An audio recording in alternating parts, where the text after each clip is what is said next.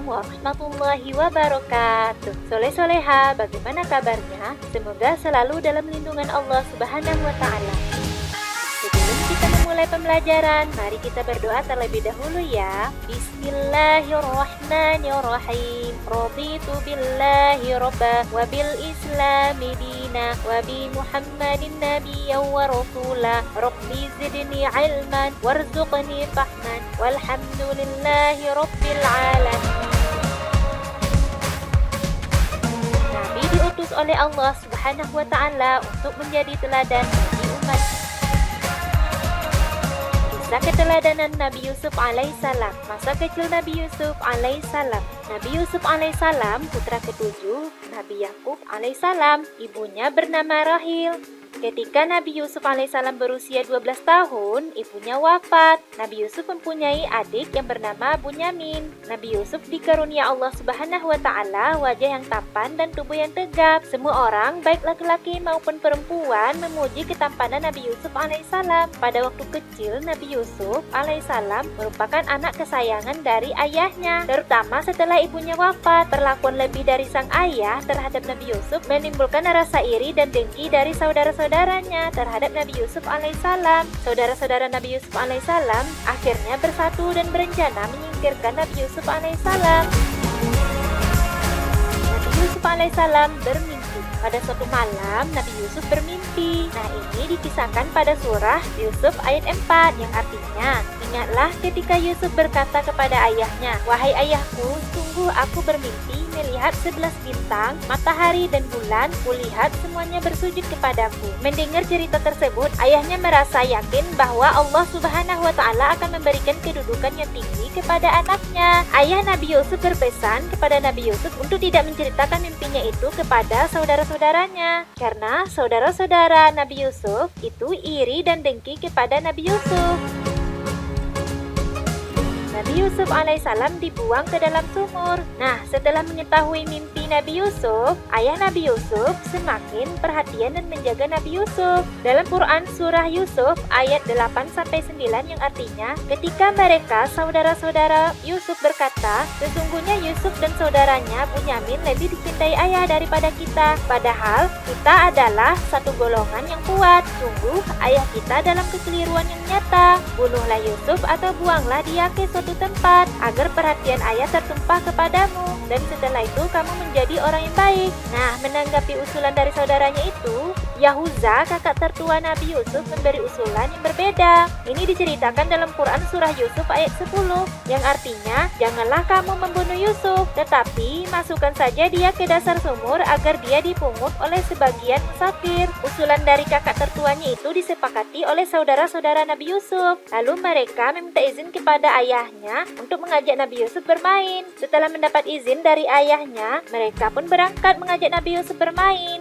Nah, setelah sampai di tempat tujuan, mereka melepas baju Nabi Yusuf alaihissalam. Kemudian mereka masukkan Nabi Yusuf alaihissalam ke dalam sumur. Untuk mengelabui sang ayah, mereka menyembelih seekor kambing dan melumurkan darahnya pada baju Nabi Yusuf alaihissalam. Saudara-saudara Nabi Yusuf alaihissalam itu kemudian pulang menemui ayahnya sambil menangis. Mereka mengarang cerita bohong kejadian yang menimpa Nabi Yusuf alaihissalam. Mereka menyodorkan baju Nabi Yusuf alaihissalam yang telah dilumuri darah kambing. Seraya berkata, wahai ayah, sesungguhnya kami pergi dan melakukan satu permainan. Karena terlalu asik bermain, kami tinggalkan Yusuf di dekat barang-barang kami.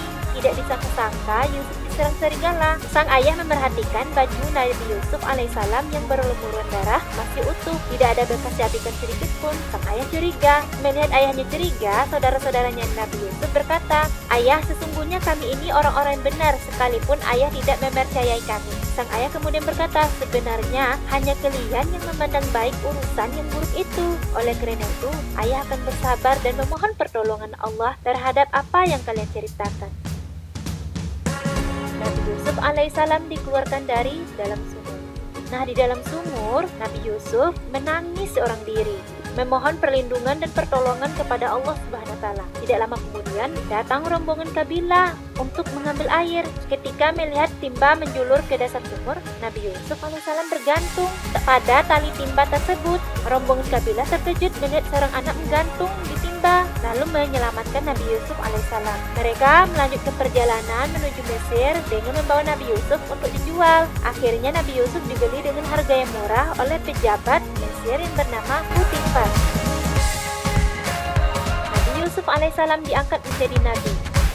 Seiring berjalannya waktu, Nabi Yusuf tumbuh menjadi pemuda yang tampan. Ketampanan Nabi Yusuf alaihissalam menyebabkan banyak orang yang tertarik kepada Nabi Yusuf. Nah, ini berbahaya bagi pembesar Mesir. Lalu mereka sepakat memasukkan Nabi Yusuf ke penjara dengan cara memfitnahnya. Nah, di dalam penjara itulah Allah Subhanahu wa Ta'ala menurunkan wahyu kepada Nabi Yusuf alaihissalam dan mengangkatnya menjadi utusannya. Di dalam penjara, Nabi Yusuf berdakwah, membimbing, dan menasehati para narapidana. Nah, bersamaan itu, ada pula 2 orang pegawai istana yang dipenjarakan pula dituduh hendak meracuni raja. Mereka ialah juru masak dan pelayan istana. Nabi Yusuf alaihissalam menafsirkan mimpi. Di dalam penjara, 2 orang pegawai istana ini bercerita tentang mimpinya. Yang si pelayan bermimpi memeras anggur, si juru masak bermimpi membawa roti di atas kepala, kemudian sebagian roti disambar burung. Mereka berharap Nabi Yusuf alaihissalam bisa menafsirkan mimpinya. Kemudian Nabi Yusuf menafsirkan mimpi mereka. Untuk si pelayan, ia akan dibebaskan dari segala tuduhan dan bekerja lagi di istana. Untuk si juru masak, ia akan dihukum mati sebagai balasan atas kesalahannya. Penafsiran Nabi Yusuf alaihissalam menjadi kenyataan. Si pelayan dibebaskan dan si juru masak dihukum mati. Nabi Yusuf berpesan kepada si pelayan agar menceritakan kisahnya itu kepada raja. Namun si pelayan lupa. Pada suatu malam, Raja Mesir bermimpi aneh. Raja melihat 7 ekor sapi betina yang gemuk dimakan oleh 7 ekor sapi betina yang kurus. Raja juga melihat 7 tangkai gandum yang hijau dan 7 tangkai gandum yang kering. Raja meminta para penasehat istana untuk menafsirkan mimpinya. Mereka tidak mampu menafsirkannya. Pelayan istana mendengar berita tentang mimpi raja, dia langsung menemui Nabi Yusuf alaihissalam di penjara dan menceritakan mimpi raja. Nabi Yusuf menafsirkan mimpi raja bahwa dunia akan mengalami masa 7 tahun kemakmuran dan akan datang masa 7 tahun dalam kekeringan. Raja hendaklah bersikap bijaksana selama 7 tahun yang penuh kemakmuran. Tujuannya agar saat datang masa kekeringan, seluruh negeri dapat terhindar dari segala musibah. Setelah mendengar tafsir mimpi dari Nabi Yusuf, pelayan istana menceritakannya kepada raja. Raja merasa kagum dan gembira, lalu memerintahkan para pengawal kerajaan untuk membebaskan Nabi Yusuf. Nabi Yusuf diangkat oleh raja menjadi bendahara kerajaan. Nabi Yusuf alaihissalam bertemu dengan keluarganya. Nabi Yusuf berjuang keras menyiapkan rakyat Mesir untuk menghadapi masa kekeringan yang panjang. Ketika musim kering tiba, banyak rakyat Mesir yang merasakan dampak kekeringan. Mereka banyak yang datang ke istana raja meminta bantuan untuk memenuhi kebutuhan sehari-hari. Di antara mereka ada saudara Nabi Yusuf alaihissalam yang datang meminta bantuan untuk kebutuhan sehari-hari. Ketika itulah Nabi Yusuf bertemu dengan saudara dan ayahnya. Saudara Nabi Yusuf akhirnya bertobat. Mereka meminta maaf dan memohon ampun kepada Allah. Nabi Yusuf memaafkan saudara-saudaranya. Nabi Yusuf minta saudara-saudaranya menjemput ayahnya agar tinggal bersama di istana. Akhirnya mereka bersama saudara dan ayahnya tinggal di istana.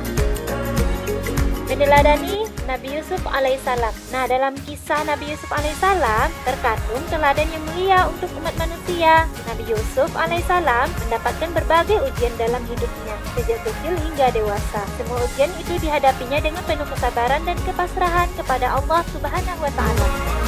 Kamu harus belajar dan berusaha meneladani perilaku Nabi Yusuf alaihissalam. Di antaranya, melatih diri untuk bersabar. Nabi Yusuf alaihissalam mengajarkan kesabaran. Sebagai siswa muslim, kamu pun harus bersabar dalam hidup sehari-hari. Kamu harus bersabar dalam belajar, berkumpul dengan teman, menemani adik, atau ketika membantu orang tua.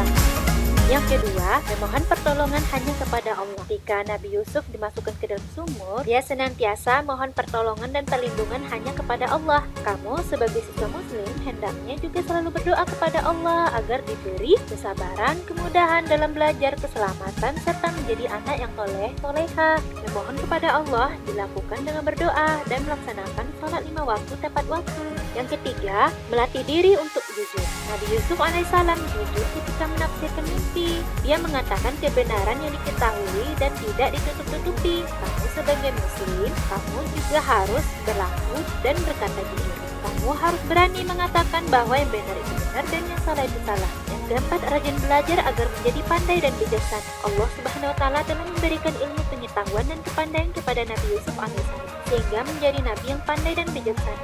Kamu juga harus rajin belajar agar menjadi anak yang pintar. Anak pintar jika hendak melaksanakan sesuatu, pasti dipikirkan akibat. Kelima, memaafkan kesalahan orang lain. Nabi Yusuf telah memaafkan kesalahan saudaranya yang telah berbuat jahat kepadanya. Sebagai siswa muslim, kamu harus menjadi anak yang pemaaf, seperti memaafkan kesalahan adik, teman, dan orang lain. Kamu tidak boleh menyimpan dendam kepada orang lain, karena dendam merupakan bisikan setan. Hindarilah sikap dendam. Sekarang kita berlatih. Apa saja contoh sikap teladan Nabi Yusuf alaihissalam yang bisa kamu terapkan dalam hidup sehari-hari?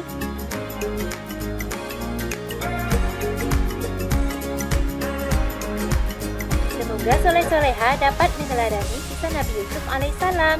Alhamdulillah, pembelajaran hari ini semoga barokah dan bermanfaat. Assalamualaikum warahmatullahi wabarakatuh.